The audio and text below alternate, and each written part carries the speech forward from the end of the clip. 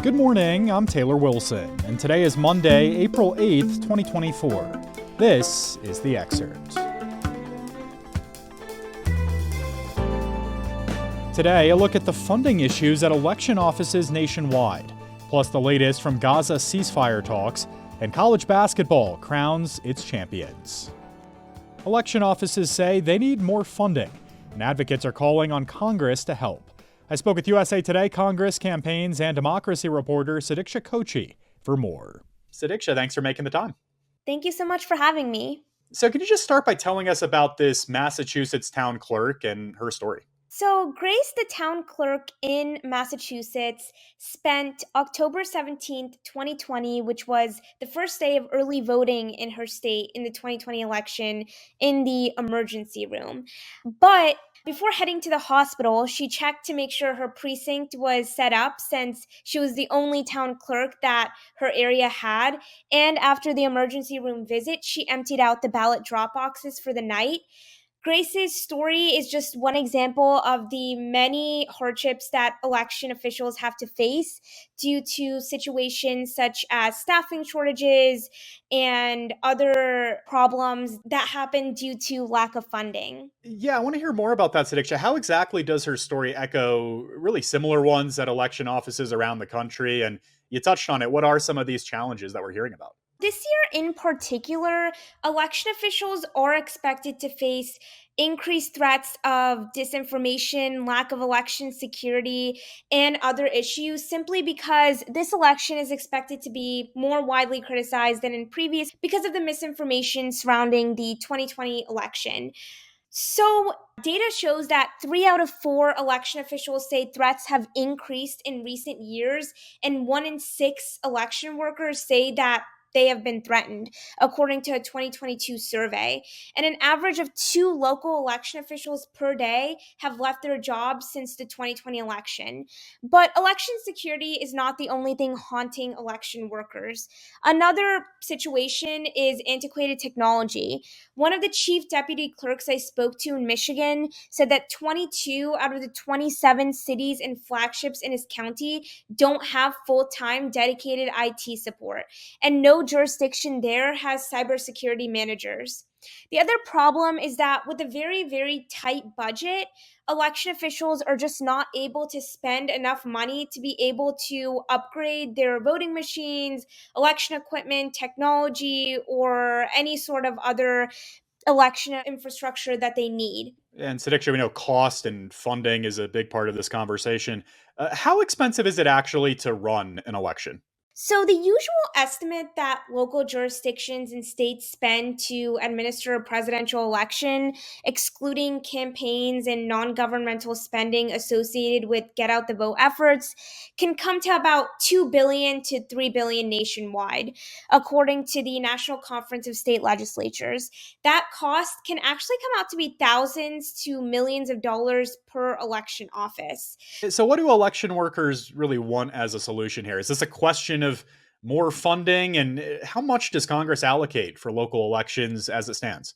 Dozens of election workers told us that they want Congress to do more to support them ahead of the 2024 election. So, one important thing to note is that elections are mainly funded at the state and local level. However, Congress can appropriate money to states via the 2002 Help America Vote Act, which was signed by former President George W. Bush. Basically, the act established a program that aims to improve voting systems, election infrastructure, and election administration in states through more funding. The states have the authority to trickle down the money to local election offices as they see fit. Now, in the past, Congress would appropriate actually a lot of money through Help America Vote Act grants. For instance, between 2003 and 2017, Congress appropriated over $3 billion in funds for the grant program. Following the 2016 election, Congress appropriated $380 million in election security grants to states in 2018, and that figure actually increased to $825 million in 2020 during the pandemic. But we've actually seen funding go downhill since then. For instance, in 2022 and 2023, Congress appropriated only $75 million in Help America Vote Act election security grants, and this year they actually only appropriated $55 million after several rounds of negotiations. And the effects actually will likely show up at the polls on election day, is what experts are warning, including fewer poll workers to get resources to polling places, longer voting lines, and less voter turnout, simply because election officials don't have the resources to hire more workers or to do any sort of voter outreach efforts. All right, Sudiksha Kochi covers Congress, campaigns, and democracy for USA Today. Thank you, Sudiksha. Thank you, Taylor. A Hamas official told Reuters earlier today that no progress was made at the latest Gaza ceasefire talks in Egypt. The talks were also attended by Israel, the U.S., and Qatar. The unnamed official said, quote, "There is no change in the position of the occupation, and therefore there is nothing new in the Cairo talks," unquote. Those comments come after the Israeli military said yesterday it had withdrawn most ground troops from Gaza after completing an offensive in the southern city of Khan Yunis. It was not clear what impact, if any, the withdrawal would have on the long-threatened incursion into the southern Gaza city of Rafah. But White House National Security spokesman John Kirby told ABC News the withdrawal was, quote, about rest and refit for these troops, and not necessarily that we can tell indicative of some coming new operation, unquote. Israeli Prime Minister Benjamin Netanyahu has said the planned assault on Rafah is needed to eliminate Hamas. President Joe Biden and most of the world have urged Israel to scrap the plan.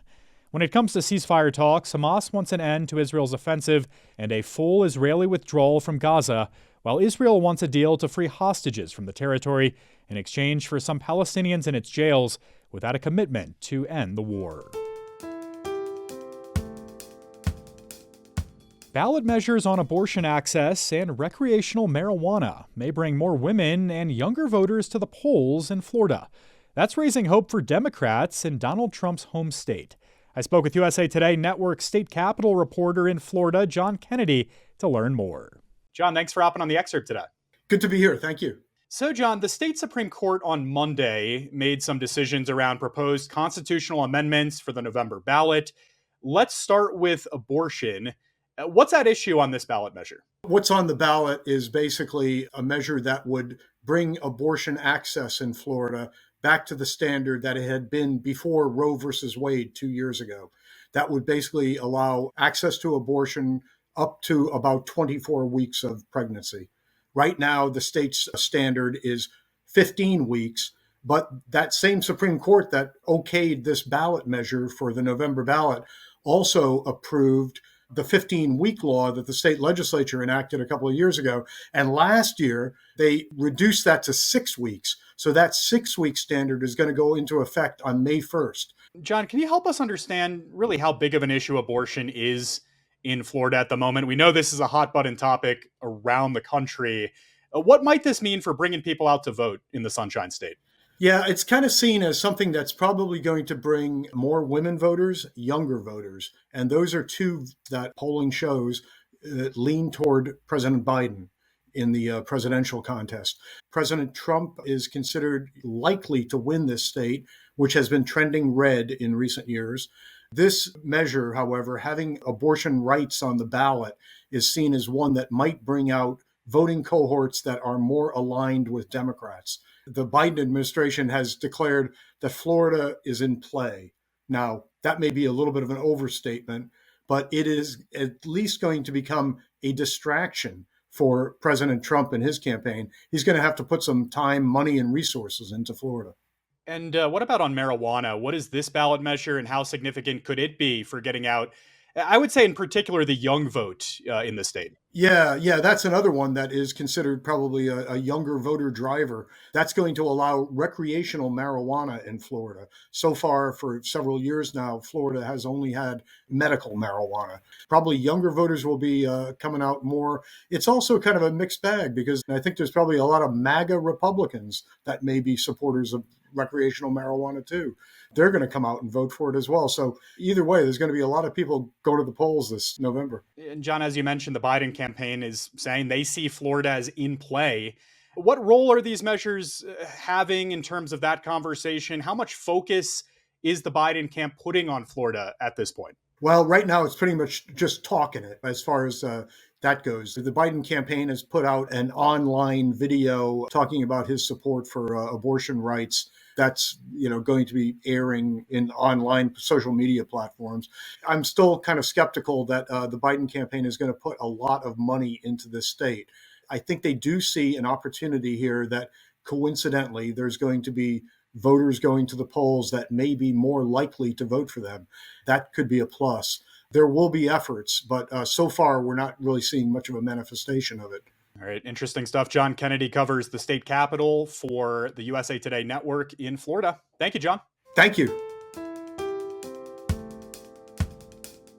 South Carolina are champions of women's college basketball. The Gamecocks beat Iowa and, yes, Caitlin Clark 87-75 yesterday in the national championship game.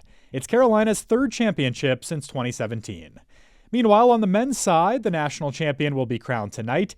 Arguably the two best teams all season, UConn and Purdue, will battle it out. You can tune in just after 9 p.m. Eastern Time on TBS and follow along with USA Today Sports. It's time to get ready for the eclipse. This afternoon, weather permitting, a total eclipse of the sun will be seen above the U.S. from southern Texas to northern Maine. And it'll be the last total solar eclipse visible from anywhere in the lower 48 states until 2044.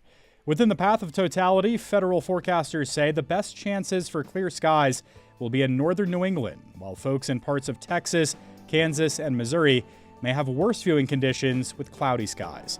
You can check out a map to find out what the eclipse will look like in your neck of the woods, along with some tips and tricks with a link in today's show notes. Thanks for listening to The Excerpt. You can get the podcast wherever you get your audio, and if you're on a smart speaker, just ask for The Excerpt. I'm Taylor Wilson, back tomorrow with more of The Excerpt from USA Today.